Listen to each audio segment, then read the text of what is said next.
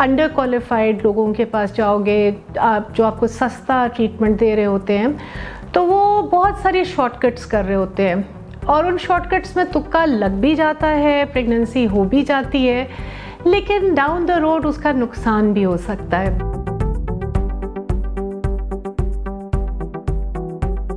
जब कभी patient fertility treatment के लिए आते हैं तो एक बहुत बड़ी कंसर्न खर्चे की होती है, एक्सपेंस की होती है, और मैं उन्हें यही बताती हूँ कि देखो, आप अगर अंडर क्वालिफाइड लोगों के पास जाओगे, आप जो आपको सस्ता ट्रीटमेंट दे रहे होते हैं, तो वो बहुत सारी शॉर्टकट्स कर रहे होते हैं और उन शॉर्टकट्स में तुक्का लग भी जाता है, प्रेगनेंसी हो भी जाती है, लेकिन डाउन द रोड उसका नुकसान भी हो सकता है। सो अगर आपने फर्टिलिटी ट्रीटमेंट करनी है ना, उसका फ़ैसला करना है कि भाई मैंने अब इलाज शुरू करना है, तो कुछ अपने पास बजट ज़रूर रखें, क्योंकि आपके बार बार डॉक्टर के चक्कर भी लगेंगे, स्कैन्स भी होंगे, टेस्ट भी होंगे, फिर दवाइयाँ भी शुरू होंगी।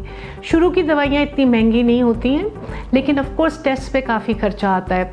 फिर जब हम दवाइयों के असरात को चेक करना शुरू करते हैं तो बार बार बुलाते हैं, बार बार स्कैन्स होते हैं, और जैसे जैसे इंजेक्शंस और दवाइयाँ बढ़ती जाती हैं तो ख़र्चा और बढ़ता जाता है। और IVF तो बहुत एक्सपेंसिव हो जाता है, क्योंकि IVF में बहुत महंगे इंजेक्शंस बहुत हाई डोजेस में देते हैं और उस पैकेज का हिस्सा होते हैं। फिर बार बार स्कैन्स होते हैं, फिर एक स्टेज आती है कि जिसमें एग्स को उठाया जाता है, वो बेहोशी में होता है। फिर वो जब एम्ब्रियो बनते हैं तो जो लेबॉरेटरी है, उसका इक्विपमेंट, उसकी जो इस्तेमाल के सारी सॉल्यूशंस और मीडिया हैं, बहुत महंगे होते हैं और सब यूरोप वगैरह से आते हैं, तो ख़र्चा सारा इन सब चीज़ों में आता है। एंड देन फिर एम्ब्रियो जब रखा जाता है, फिर उसके बाद भी बहुत सारी दवाइयाँ दी जाती हैं कि वो अपनी जगह पर रहे।